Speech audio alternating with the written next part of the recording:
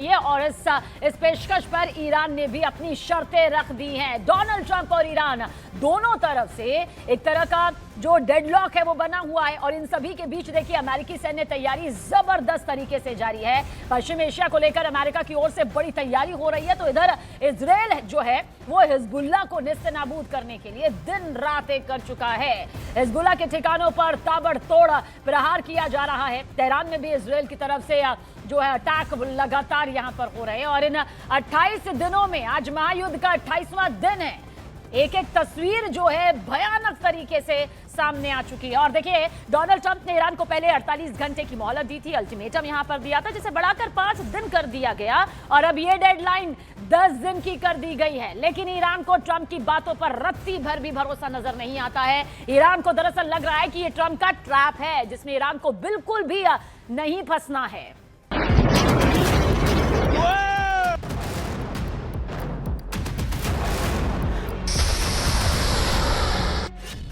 Trump के plan ने Iran को डराया।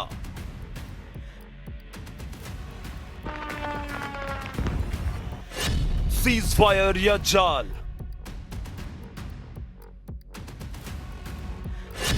ट्रंप का ट्रैप या समझौते की होप।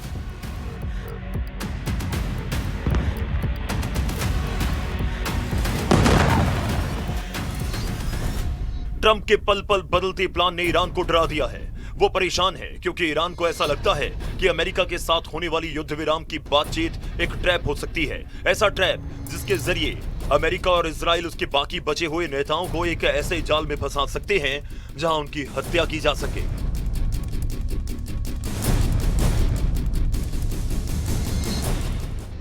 ये दावा न्यूयॉर्क पोस्ट की रिपोर्ट में हुआ। रिपोर्ट के मुताबिक ईरानी अधिकारियों को डर सता रहा है और उन्हें अमेरिका युद्ध विराम का प्रस्ताव एक जाल लग रहा है। रिपोर्ट के मुताबिक बातचीत ईरान के संसदीय अध्यक्ष मोहम्मद बाकिर गालिबाफ को बाहर लाने का एक तरीका हो सकती है। गालिबाफ उन चंद वरिष्ठ ईरानी नेताओं में हैं जो अब तक इजरायली हमलों से बचे हुए हैं और अमेरिका उनसे ही बातचीत करना चाहता है।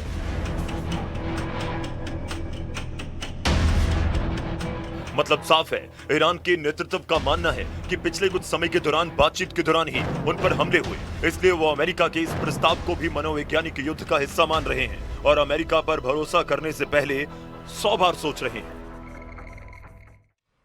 और महायुद्ध के बीच खार को बचाने के लिए ईरान अपनी पूरी ताकत झोंकता हुआ नजर आ रहा है। जानकारी आप तक पहुंचा दें कि अमेरिका के हमले के बाद आप देख लीजिए किस तरह से ईरान ने खार्ग द्वीप को अवैध किला यहां पर बना दिया है, क्योंकि खार पर कब्जा करने की तैयारी यहां पर डोनाल्ड ट्रंप के प्लान का बहुत बड़ा हिस्सा है। और खार के आसपास समंदर में जो बारूदी सुरंग बिछा दी गई है वो अपने आप में मिसाइल सिस्टम की तैनाती भी यहां तक कर दी गई है। हालांकि खार्ग में ग्राउंड ऑपरेशन करना अमेरिका के लिए लगभग नामुमकिन है, इतना आसान नहीं है। ईरान ने ताकत तो झोंक दी है मिसाइल सिस्टम की तैनाती के साथ, लेकिन पैराट्रूपर्स उतारने की तैयारी में ट्रंप यहां पर नजर आ रहे हैं। यानी कि कब्जे का पूरा प्लान यहां पर नजर आता है।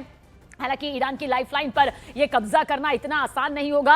वहीं फारस की खाड़ी में मौजूद अहम आइलैंड, ऐसा इसलिए कहा जा रहा है क्योंकि खार्ग ईरान की वो लाइफलाइन है जिसके लिए खार्ग में पैराट्रूपर्स उतारने की तैयारी खुद अमेरिका भी यहां पर सामने कर रहा है। और ये क्यों इतना खास है, कैसे ये छोटा सा द्वीप ईरान की लाइफलाइन यहां पर कहा जाता है, आपके सामने ये भी मौजूद है। खार्ग जो है फारस की खाड़ी में मौजूद एक आइलैंड है। एक ऐसा आइलैंड है जो बहुत बहुत खास है क्योंकि ईरानी समुद्र तट से इसकी जो दूसरी करीब दूरी है वो 20 किलोमीटर है और खार्ग आइलैंड करीब 8 किलोमीटर लंबा और 4 किलोमीटर यहां पर चौड़ा है। इसकी खासियत इसलिए बताई जा रही है क्योंकि इस पर अब निगाहें आकर सबकी टिक गई हैं।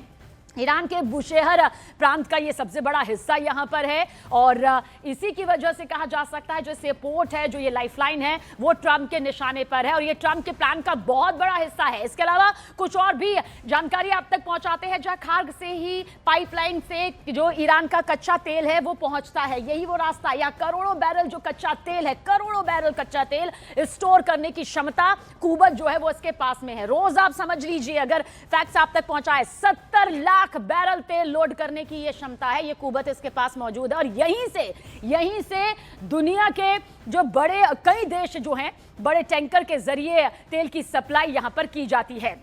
ईरान का 90%, ये कम नहीं है, 90% जो तेल है यहीं से एक्सपोर्ट होता है। यही वो जगह है, यही वो क्षेत्र है लेकिन इसके अलावा आप ये भी समझ लीजिए, एक और बहुत इंपॉर्टेंट फैक्ट ये है कि ईरान के लिए इतना खास क्यों है, क्यों अब ईरान को लग रहा है कि यहां से किसी भी कीमत पर अब ट्रंप को कामयाब नहीं होने देना। मतलब ईरान का 90 से 95% जो तेल है वो यहीं से निर्यात होता है, यही वो खार्ग जगह है जहां पर इसे अब ईरान की आर्थिक जीवन रेखा के तौर पर हमेशा से देखा जाता रहा है, क्योंकि ये वो आर्थिक मोर्चे पर ईरान को सबसे ज्यादा फायदा देता है।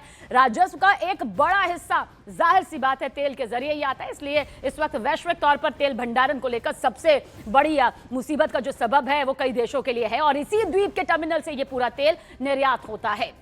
अगर फिर भी ईरान युद्ध विराम के लिए अमेरिका की शर्तें नहीं मानता, क्योंकि 15 पॉइंट्स दिए जिसे ईरान ने मना कर दिया, ट्रंप के पास प्लान बी भी है। ईरान पर दबाव बढ़ाने के लिए यूएस आर्मी की मशहूर 82वीं एयरबोर्न डिवीजन करीब 2000 सैनिक और यूएसएस बॉक्सर त्रिपोली युद्धपोत को खाड़ी में तैनात कर दिया गया है। बात करेंगे यूएस आर्मी की 82 एयरबोर्न डिवीजन की, क्योंकि 82वीं एयरबोर्न डिवीजन को लेकर अब सबकी नजरें टिकी हुई हैं। तो एक आदेश पर आप समझिए सिर्फ मात्र 18 घंटे में ये दुनिया के किसी भी कोने में तैनात होने में सक्षम है।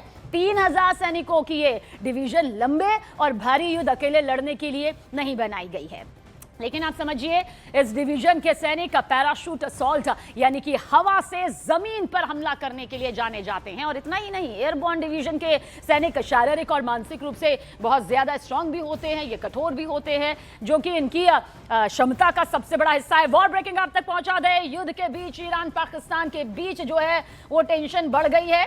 ईरान ने होर्मुज स्ट्रेट में पाकिस्तान का जहाज वापस किया है, और वहीं ईरान ने पाकिस्तान का कंटेनर जहाज वापस भेजा है। ईरान को पाकिस्तान पर अमेरिका की मदद का शक है और पाकिस्तान पर यूएस जमीन या खुफिया जानकारी देने का भी शक है। न्यूज 18 इंडिया के मनोज गुप्ता की रिपोर्ट यहां पर यह बताती है, ये जानकारी साझा करती है कि ईरान को पाकिस्तान पर अमेरिका की मदद का शक है और पाकिस्तान पर यूएस जमीन या खुफिया जानकारी देने का यह शक है। इस वक्त की बड़ी खबर आप तक पहुंचा रहे हैं। देखिए किस तरह से 28वां दिन ये महायुद्ध का है, और ये बहुत बड़ी खबर इस बीच निकल कर सामने आ रही है, जहां पर ईरान पाकिस्तान के बीच जो ये तनाव है, ये जो टेंशन है वो बहुत ज्यादा बढ़ चुकी है। ईरान ने होर्मुज स्ट्रेट में पाकिस्तान का जहाज वापस कर दिया है। ईरान ने पाकिस्तान का कंटेनर जहाज वापस भेज दिया है। ईरान को पाकिस्तान पर अमेरिका की मदद का शक है, जिसके चलते ईरान की तरफ से यह कदम उठाया गया है। पाकिस्तान पर यूएस जमीन या खुफिया जानकारी देने का शक ईरान को है, जिसके चलते पाकिस्तान का जो कंटेनर है, जो जहाज है, वो वापस लौटा दिया गया है। इस वक्त ईरान तय कर रहा है कि उसे किस जहाज को होर्मुज के रास्ते से गुजरने देना है या फिर नहीं देना है, और उसने कहा है कि अपना वो अधिकार किसी भी कीमत पर, वो किसी भी मांग के तहत नहीं झुकेगा। न्यूज 18 इंडिया के मनोज गुप्ता की ये बहुत ही खास जानकारी रिपोर्ट। सिद्धांत मिश्रा हमारे सहयोगी ज्यादा जानकारी के साथ। सिद्धांत, क्योंकि अभी तो पाकिस्तान जो है वो बड़ा मध्यस्थता के लिए आ रहा था, अपनी पीठ थपथपा रहा था, हालांकि वार्ता के लिए मना कर दिया गया, पर ये तो बहुत बड़ा झटका एक बार फिर से पाकिस्तान के लिए इंटरनेशनल बेइज्जती है। देखिए, पाकिस्तान जो कर रहा है वो एक बार फिर से वर्ल्ड के सामने एक्सपोज हो चुका है, क्योंकि इससे पहले भी ये जो दोहरा गेम होता है, जो दोहरी नीति होती है, अपनाते आ रहे हैं, कि पूर्वजों ने भी अपनाई और अब ये भी अपना रहे हैं। तो अब ये चीज जो है ये एक्सपोज हो चुकी है, और अब पाकिस्तान बैकफुट पे। पाकिस्तान ने कह दिया कि भाई हम सिर्फ संदेशा पहुंचा रहे हैं अमेरिका का, हम कोई मध्यस्थता नहीं कर रहे हैं, और हम इसमें और भी लोगों से मदद ले रहे हैं। इस तरह की तमाम बातें वो कर रहे हैं, क्योंकि वो खुद बैकफुट पे, क्योंकि ईरान को उनका रवैया नहीं पसंद आ रहा है, जिस प्रकार से वो खबरें लीक करा रहे हैं, जिस प्रकार से वो तमाम बातें मीडिया में कह रहे हैं। तो ईरान अब बैकफुट पे, और ये मध्यस्थता भी, जो मध्यस्थता करने का इनका विचार आया है, जिस तरह से ये कर रहे हैं, उसका सबसे बड़ा कारण ये है क्योंकि बहुत ज्यादा दबाव में है। शिया जो आबादी है वो नाराज है इनसे, क्योंकि ये सऊदी अरेबिया के साथ इनका डिफेंस पैक्ट है। सऊदी अरेबिया नाराज है कि जो डिफेंस पैक्ट है वो आप ऑनर नहीं कर रहे हैं, आप हमारे सपोर्ट में नहीं आ रहे हैं।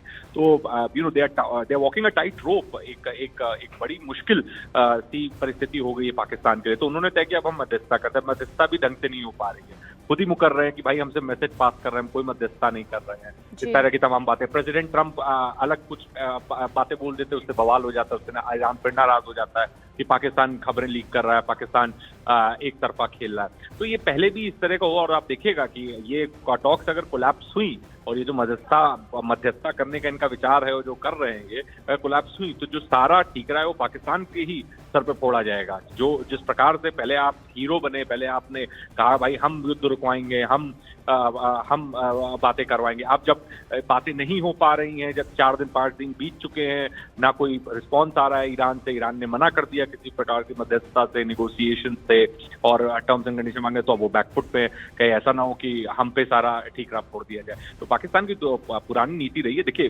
उनका एक क्लियर फंडा है कि कैसे रेलेवेंट रहे इंटरनेशनल पॉलिटिक्स में, वो उसके लिए झूठ फरेब हर एक बिल्कुल सिद्धांत, और जो आप यहाँ पर बता रहे हैं यही तस्वीर फिलहाल इस खबर से निकलकर वास्तविक तौर पर नजर भी आती है। बहुत बहुत शुक्रिया तफसील से जानकारी के लिए आपका। और डोनाल्ड ट्रंप ने एक बार फिर नेटो देशों को देखे किस तरह से निशाना बनाया है। ट्रंप ने कहा है कि अमेरिका को नेटो देशों की कोई जरूरत नहीं है, यूएस के बिना नेटो कागजी शेर है, ये नेटो की परीक्षा थी, हम याद रखेंगे।